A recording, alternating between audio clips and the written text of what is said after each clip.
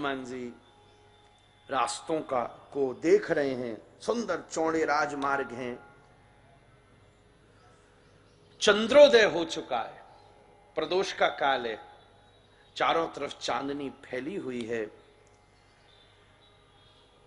तुरंत लंका का कुछ कुछ अवलोकन करते हुए श्री हनुमान जी ने थोड़ा सा प्रवेश करना प्रारंभ किया।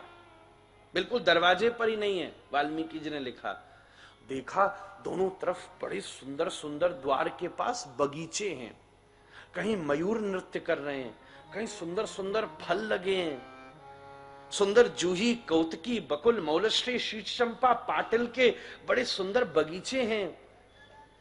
मयूर, काक, पिक, शुक, कपी गुंजायमान हो रहे हैं। हनुमान जी ये सब वैभव देख के आश्चर्य में पड़े हुए हैं। भाई मैं तो जैसे तैसे ठीक हूं, पर ऐसे आकर्षण में बानर आके युद्ध करेंगे कैसे महाराज? हनुमान जी सोच रहे हैं। पर मुझे ऐसा लगता है जब राम के संरक्षण में आएंगे तो लंका का काम उन्हें आकर्षित नहीं कर पाएगा महाराज। देखो, बारिश में जाओ तो छतरी लेकर जाओ तो भीगोगे नहीं। हनुमान जी को मालूम है अगर काम के देश में आना है तो राम को साथ लेकर आना होगा, नहीं तो यहां का आकर्षण किसी को भी विकृत कर देगा। हनुमान जी छोटे होकर जा रहे हैं। किसी ने विचार किया होगा, भाई हनुमान जी इतने छोटे, हनुमान जी तो छोटे हो गए, अब मुंह में अंगूठी रखी हुई थी, वो अंगूठी का क्या हुआ होगा? अब सोचने वाले ये भी सोच सकते हैं, और विचार का देश है, सब करो विचार, जितना विचार करोगे उतना विषय खिलेगा। चलो हनुमान जी तो मशक समान हो गए, तो अंगूठी का क्या हुआ महाराज?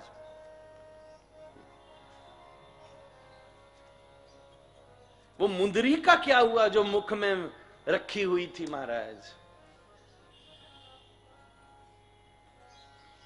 बात तो ऐसी है, उस मुद्री पर तो राम का नाम लिखा हुआ था।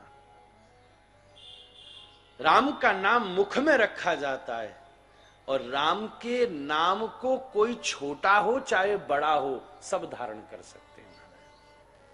यज्ञ शायद सब नहीं कर सकते, योग शायद सब नहीं कर सकते, बात समझिएगा।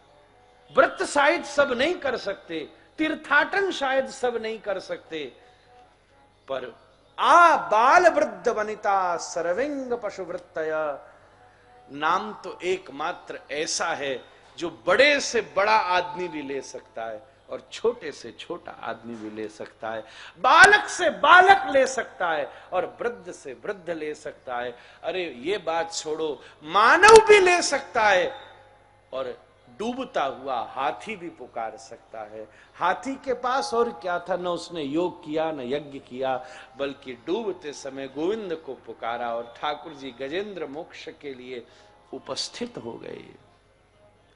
भगवान का नाम तो मनुष्य को क्या पशु यज्ञ करेगा, क्या योग करेगा, पर यह बात निश्चित देखी गई है, भगवान की भक्ति और भगवान का नाम तो पशुओं को भी तार देता है।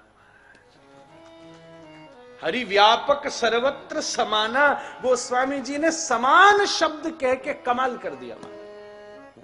फिर तुम क्यों पक्ष में पढ़ते हो, क्यों संदर्भों में पढ़ते हो? सर्वम खलु इदं ब्रह्म, वेद ने कहा। श्री चैतन्य महाप्रभु झारखंड के जंगलों में जब कीर्तन करते हैं, ऐसा नजारा आज से पहले किसी ने कहीं नहीं देखा।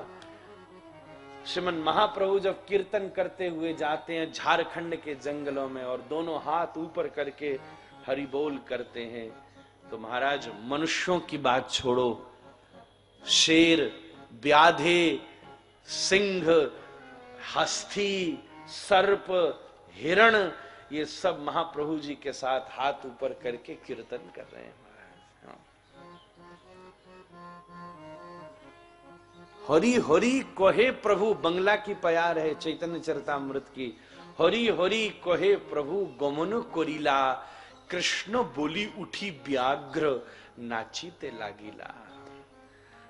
जब हरि बोला महाप्रभु ने तो व्याघ्र महाराज सिंह भी अपने दो पैरों पे खड़ा हो गया, हाथी भी खड़ा हो गया, गैंडा भी खड़ा, सर्प पूंछ पे खड़ा हो गया और सबने जोर से कहा हरि बोल। अरे पशु बोल रहे हैं, शिकवाबाद वाले लोग तो और जोर से बोल सकते हैं हरि बोल।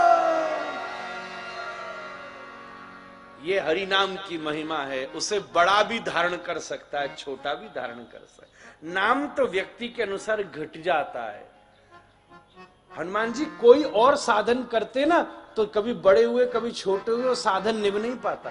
हाँ, न योग में निभता, न यज्ञ में निभता, न व्रत में निभता, पर नाम को मुख में रख के ले गए। हरि नाम तो सबको निभा देता है महाराज। राम राम कहते चले, वो जो राम का दिया राम का नाम ही है। जब भगवान बहुत खुश होते तो संपत्ति नहीं देते, सुविधा नहीं देते। असल बात तो ये है, सारे ही राम जी के बानर थे, पर जो राम जी का सबसे प्यारा था ना, राम जी ने उसको अपना नाम ही दिया था। ये ले, अंगूठी में, अंगूठी उंगली में होती है, नाम भी तो उंगली से ही जपा जाता महाराज। यज्ञानाम जप यज्ञोस, और महाराज दे दिया। तो श्री हनुमान जी छोटे होकर प्रवेश करते हैं, तो चाहे मशक समान हो जाए, चाहे बिडाल समान हो जाए, चाहे बानर समान हो जाए, नाम तो सबका उद्धार कर सकता है, पशु का भी उद्धार कर सकता है।